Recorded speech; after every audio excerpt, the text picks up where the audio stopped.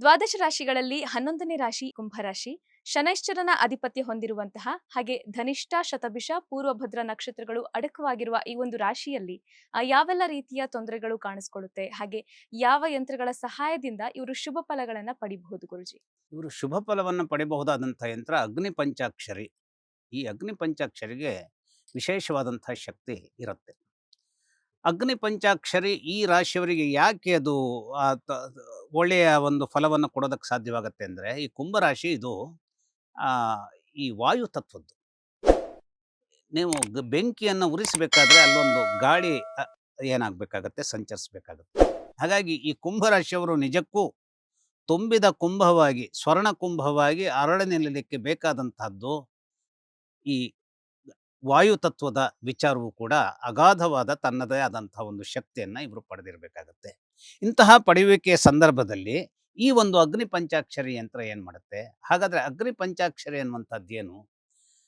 ಈ ಪಂಚಾಕ್ಷರಿ ಹೇಳುವಂತಹದ್ದು ಓಂ ನಮಃ ಶಿವಾಯ ಅನ್ನುವಂತಹದ್ದು ಒಂದು ನಾವು ಏನು ಹೇಳ್ತೀವಿ, ಅದನ್ನು ನಾವು ಪಂಚಾಕ್ಷರಿ ಮಂತ್ರ ಅಂತ ಹೇಳಿದ್ರು ಕೂಡ ಆ ಪಂಚಾಕ್ಷರಿ ಮಂತ್ರದಲ್ಲಿಯೇ ಶಿವತತ್ವ ಅಡಗಿದೆ. ಆ ಪಂಚಾಕ್ಷರಿಯೇ ಈಗ ಶಿವನೇ ಆಗಿದ್ದ ನಮ್ಮ ಅಂತಹ ಶಿವನಿಗೆ ಅಗ್ನಿ ಪಂಚಾಕ್ಷರಿ ಅಂತ ಹೇಳಿದಾಗ ಅವನ ಆ ಮೂರನೆಯ ಕಣ್ಣೇನಿದೆ ಅದು ಜಗತ್ತನ್ನು ಅರಳಿಸುವಂತಹ ಕಣ್ಣು ಹೌದು, ಜಗತ್ತನ್ನು ಸುಡಬಹುದಾದ ಕಣ್ಣು ಹೌದು. ಜಗತ್ತನ್ನು ಅರಳಿಸಬಹುದಾದ ಕಣ್ಣು ಎಲ್ಲಿ? ಕೇವಲ ಕಾಮ ಪಿಪಾಸೆಯಿಂದಲೇ ತುಂಬಿ ಹೋಗಬಾರದಂತಹ ಜಗತ್ತನ್ನು ಒಂದು ನಿಯಂತ್ರಣಕ್ಕೆ ತನ್ನಂತಹ ಒಂದು ಬ್ಯಾಲೆನ್ಸ್ಡ್ ಒಂದು ಬೆಂಕಿಯನ್ನು ಅವನು ಕಾಮನನ್ನು ಸುಡುವುದರ ಮೂಲಕವಾಗಿ ತೋರಿಸ್ತಾನೆ. ಕಾಮನನ್ನು ಸುಡುವುದರ ಮೂಲಕವಾಗಿ ನೀನು ಯದ್ವಾ ತದ್ವಾ ಅನ್ನೋ ಒಬ್ಬರಿಗೆ ತೊಂದರೆ ಕೊಟ್ಟೆ ಅಂತ ಹೇಳಿದ್ರೆ ಅಲ್ಲಿ ನನ್ನದಾಯದಂತಹ ಕಣ್ಣಿನ ಬಗ್ಗಡ ಏನಿದೆ ಅದು ನಿನ್ನನ್ನು ಸುಡತ್ತೆ ಹೇಳುವಂಥದ್ದನ್ನು ಅವನು ತೋರಿಸ್ತಾನೆ. ಹಾಗೆ ಅವನಿಗೆ ಅಮರತ್ವವನ್ನು ಕೊಡ್ತಾನೆ. ಯಾವ ಮೂಲಕವಾಗಿ ಕೊಡ್ತಾನೆ? ಅವನಿಗೆ ಸ್ವರೂಪ ಇಲ್ಲ, ಅನಂಗ. ಹಾಗಾಗಿ ಕಾಮನಿಗೆ ರತಿಯ ಏನು ಗಂಡ ಏನಿದ್ದಾನೆ ಕಾಮದೇವ ಮನ್ಮಥ, ಅವನಿಗೆ ರೂಪ ಇಲ್ಲ. ಅವನು ಯಾವ ಸ್ವರೂಪದಲ್ಲಿ ಜನರನ್ನು ಆವರಿಸ್ಕೊಳ್ತಾನೆ ಹೇಳುವಂಥದ್ದು. ಅಂದರೆ ನಮ್ಮ ಕಥೆಗಳ ವಿಚಾರವನ್ನು ಗಮನಿಸಿ, ಅವನಿಗೆ ಅಂಗವೇ ಇಲ್ಲ, ಆದರೆ ಅವನು ನಮ್ಮನ್ನು ಆವರಿಸ್ಕೊಳ್ತಾನೆ. ಇದು ನಮ್ಮ ಕೆಮಿಸ್ಟ್ರಿಯನ್ನು ಹೇಳುತ್ತೆ. ಯಾವುದರ ಬಗೆಗಾಗಿ? ಕಾಮದ ಬಗೆಗಾಗಿ. ಹಾಗಾಗಿ ಕಾಮವನ್ನು ಕೆಟ್ಟ ಸ್ವರೂಪದಲ್ಲಿದ್ದಾಗ ಸುಡುವಂತಹ ಶಕ್ತಿಯನ್ನು ಅದೇ ಶಿವ ಏನು ಮಾಡಿದ್ದಾನೆ, ತನ್ನ ನಿಯಂತ್ರಣದಲ್ಲಿ ಇಟ್ಕೊಂಡಿದ್ದಾನೆ. ಹಾಗೂ ಈ ರಿಪ್ರೊಡಕ್ಷನ್ಗೆ ಬೇಕಾದಂತಹ ಶಕ್ತಿಯನ್ನು ಅದೇ ಅನಂಗನ ಮೂಲಕವಾಗಿ ನಮಗೆ ಒದಗಿಸ್ತಾನೆ. ಅಂದರೆ ನಮ್ಮ ಸಾಹಿತ್ಯ ಭಾರತದ ಕಥೆಗಳು ಒಂದು ನಿಟ್ಟಿನಲ್ಲಿ ಕಥೆಗಳೇ ಆದರೂ ಇನ್ನೊಂದು ನಿಟ್ಟಿನಲ್ಲಿ ಅನೇಕ ರೀತಿಯ ಹೊಸ ಹೊಳವುಗಳನ್ನು ಅವು ನಮಗೆ ಕೊಡ್ತಾ ಹೋಗುತ್ತೆ. ಈ ಅಗ್ನಿ ಪಂಚಾಕ್ಷರಿಯು ಕೂಡ ನಮ್ಮ ಸುಹಾಸಕರತೆಗೆ ಬೇಕಾದಂತಹ ಅಗ್ನಿಯನ್ನು ನಿರ್ಮಾಣ ಮಾಡಿಕೊಡೋದಕ್ಕೆ ಇವತ್ತು ನಾವು ಅನೇಕ ಹೋಮ ಹವನಗಳಿಂದ ಗ್ರಹಗಳನ್ನು ನಾವು ನಿಯಂತ್ರಿಸಬಹುದು ಅಥವಾ ದೇವತೆಗಳನ್ನು ಸಂಪ್ರೀತಗೊಳಿಸ್ಕೊಳ್ಬಹುದು ಅನ್ನುವಂಥದ್ದನ್ನು ನಮ್ಮ ನಂಬಿಕೆಯನ್ನಾಗಿ ನಾವು ಸ್ವೀಕರಿಸಿದ್ದೇವೆ. ಮಂತ್ರಕ್ಕೆ ಮಾವಿನಕಾಯಿ ಉದುರ್ತದ ಅನ್ನೋ ಒಂದು ಮಾತು ಇದೆ. ಮಂತ್ರಕ್ಕೆ ಮಾವಿನಕಾಯಿ ಉದುರೋದಕ್ಕೆ ಸಾಧ್ಯವಿಲ್ಲ. ಆದರೆ ನಮ್ಮ ವೈಬ್ರೇಷನನ್ನು ಅನೇಕರ ನಿಟ್ಟಿನಲ್ಲಿ ಅದನ್ನು ಜಾಗೃತಗೊಳಿಸುವಂಥ ಕೆಲವು ಮಂತ್ರಗಳನ್ನು ನಾವು ಕೇಳಿದಾಗ ಅದು ನಮ್ಮನ್ನು ಯಾವುದೋ ಒಂದು ಒತ್ತಡದ ಪರಿಧಿಯಿಂದ ಅದೇನು ಮಾಡುತ್ತೆ, ನಮ್ಮನ್ನು ಸುಹಾಸಕರವಾದಂಥ ಒಂದು ಚಿಂತನೆಗೆ ಬೇಕಾದ ಶಾಂತ ಸ್ವರೂಪಕ್ಕೂ ಕೂಡ ಅದು ತಂದು ನಿಲ್ಲಿಸುತ್ತೆ. ಅಂತಹ ಒಂದು ವಿಚಾರವನ್ನು ಈ ಅಗ್ನಿ ಪಂಚಾಕ್ಷರಿ ಕುಂಭರಾಶಿಯವರಿಗೆ ಒದಗಿಸೋದಕ್ಕೆ ಸಹಾಯ ಮಾಡುತ್ತೆ. ಕುಂಭರಾಶಿಯವರ ತೊಂದರೆ ಏನಾಗಿರುತ್ತೆ? ನೀವು ಹೇಳಿದ ಹಾಗೆ ಅಲ್ಲಿ ಧನಿಷ್ಠ ನಕ್ಷತ್ರದ ಒಂದು ಮಂಗಳನ ಸ್ವರೂಪವೂ ಇದೆ. ಹಾಗೆಯೇ ಶತಭಿಷ ನಕ್ಷತ್ರದ ಒಂದು ವಿಷ ಸರ್ಪದ ಸ್ವರೂಪವೂ ಇದೆ. ಹಾಗೆಯೇ ಪೂರ್ವಭದ್ರ ನಕ್ಷತ್ರದ ಯಜಮಾನನಾದಂಥ ಗುರುವಿನ ಸ್ವರೂಪವೂ ಇದೆ.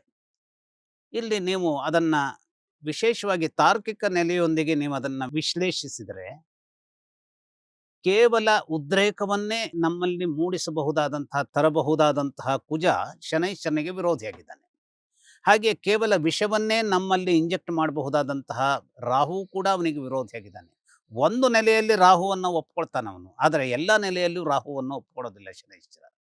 ಹಾಗೆಯೇ ಅವನಿಗೆ ಸರಿಸಮವಾದಂತಹ ಸ್ಥಾನವನ್ನು ಹೊಂದಿದವನಾದರೂ ಗುರುವಿನ ಜೊತೆಗೂ ಸಣ್ಣ ಮಟ್ಟಿಗಿನ ಸಣ್ಣ ಒಂದು ಏನು ಒಂದು ಕ್ಲೇಶ ಅವನಲ್ಲಿ ಇರುತ್ತೆ. ಹಾಗಾದರೆ ಇವರ ಮೂರು ಶಕ್ತಿಗಳನ್ನು ಕಂಟ್ರೋಲ್ ಮಾಡಬಹುದಾದಂತಹ ಶನೈಶ್ಚರ ಕುಂಭದಲ್ಲಿ ಏನಾಗ್ತಾನೆ? ಕುಂಭ ಅನ್ನುವಂತಹದ್ದು ನಾವು ಇವತ್ತು ಕುಂಭ ಅಂದ್ರೇನು? ಅದು ಒಂದು ತುಂಬಿದ ಮಡಿಕೆ. ಮಡಿಕೆ ಅಂತ ಹೇಳೋದಕ್ಕಿಂತ ಒಂದು ಚಿನ್ನದ ಒಂದು ಬೌಲ್ ಅಂತ ನಾವು ಇಟ್ಕೊಳ್ಳೋಣ.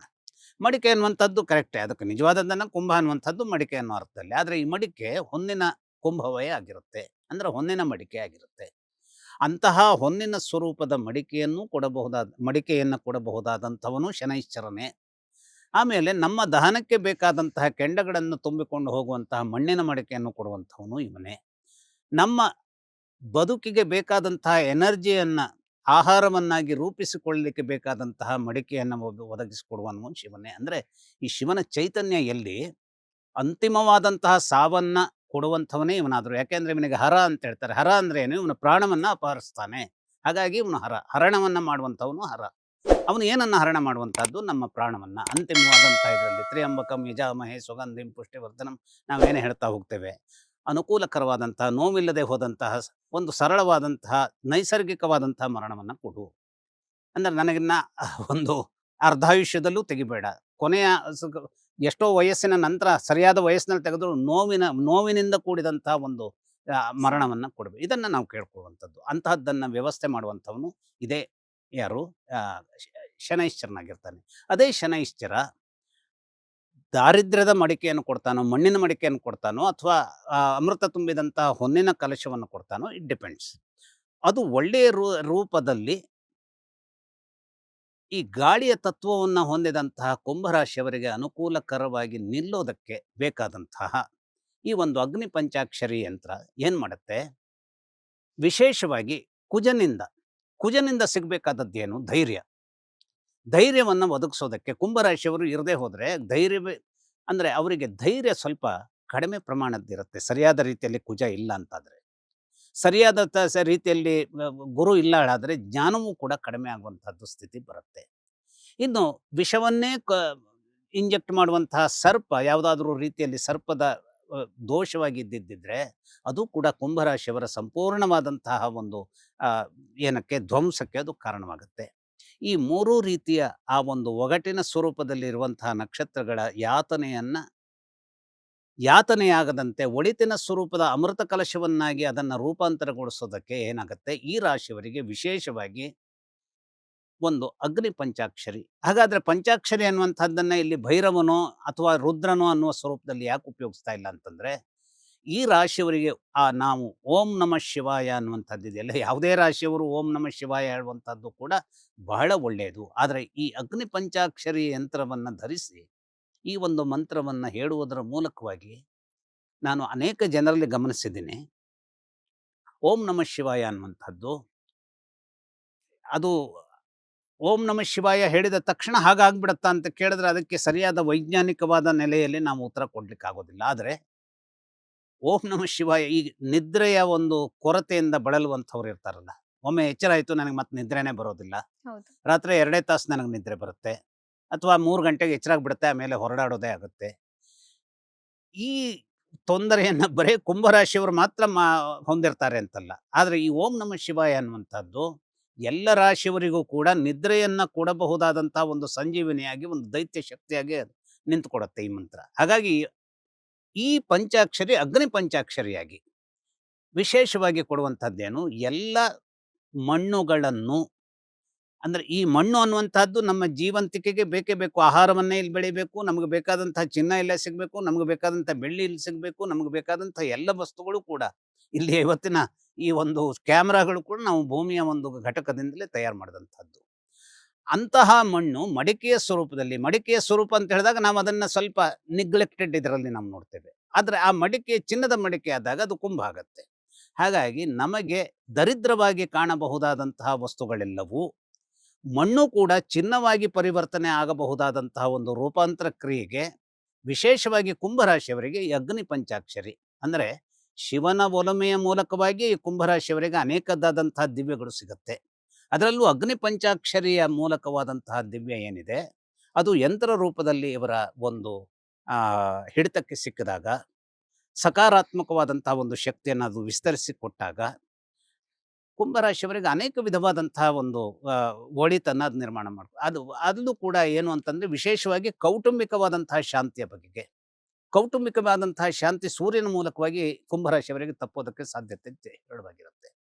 ಕೌಟುಂಬಿಕ ಸ್ಥಳದ ವಿಚಾರವೇ ಹಾಳಾಗಿ ಹೋಯ್ತು ಅಂತಾದ್ರೆ ಆ ಮನೆಯಲ್ಲಿ ಒಳಿತುಗಳು ಆಗೋದು ಬಹಳ ಕಷ್ಟ. ಹಾಗಾಗಿ ಕುಂಭರಾಶಿಯವರಿಗೆ ಆ ಕೌಟುಂಬಿಕ ವಲಯದ ವಿಚಾರಗಳು ಕೂಡ ಅನೇಕ ರೀತಿಯಲ್ಲಿ ಸಮೃದ್ಧಿಯಾಗಿಯೇ ನಿಲ್ಲಬೇಕು ಅನ್ನುವಂತಹ ಪರಿವರ್ತನೆಯನ್ನು ಕೂಡ ಈ ಅಗ್ನಿ ಪಂಚಾಕ್ಷರಿ ಯಂತ್ರದ ಮೂಲಕವಾಗಿ ಸಾಧಿಸಿಕೊಳ್ಳೋದಕ್ಕೆ ಸಾಧ್ಯ ಅನ್ನುವಂಥದ್ದನ್ನು ಅನೇಕ ಉದಾಹರಣೆಗಳಿಂದ ನಾವು ಹೇಳ್ಬೋದು. ಹಾಗಾಗಿ ಕುಂಭರಾಶಿ ವಿಶೇಷವಾಗಿ ಈ ಅಗ್ನಿ ಪಂಚಾಕ್ಷರಿಯನ್ನು, ಅದರಲ್ಲಿಯೂ ಓಂ ನಮಃ ಶಿವಾಯ ಅನ್ನುವಂಥ ಮಂತ್ರವನ್ನು ಇವರು ಹೇಳುವುದರ ಮೂಲಕವಾಗಿ ಆ ಓಂ ನಮಃ ಶಿವಾಯ ಹೇಳುವಾಗ ಅದಕ್ಕೊಂದು ಧ್ಯಾನದ ಒಂದು ಸ್ವರೂಪದಲ್ಲಿ ನಾವು ಅದನ್ನು ಹೇಳಬೇಕಾಗುತ್ತೆ. ಯಾವುದೇ ಮಂತ್ರಗಳಿರಲಿ ಅದನ್ನು ಒಂದು ಧ್ಯಾನದ ಸ್ವರೂಪದಲ್ಲಿ ನಾವು ಹೇಳ್ಕೊಂಡಾಗ ನಮ್ಮ ಅಂತರಂಗಕ್ಕೆ ಕೇಳಬಹುದಾದಷ್ಟು, ಅಂದರೆ ನಮ್ಮ ಅಂತರಂಗಕ್ಕೆ ನಾವೇ ಆಡಿದ ಮಾತು ನಮಗೆ ಹಾಗಾದರೆ ಕೇಳೋದಿಲ್ವಾ?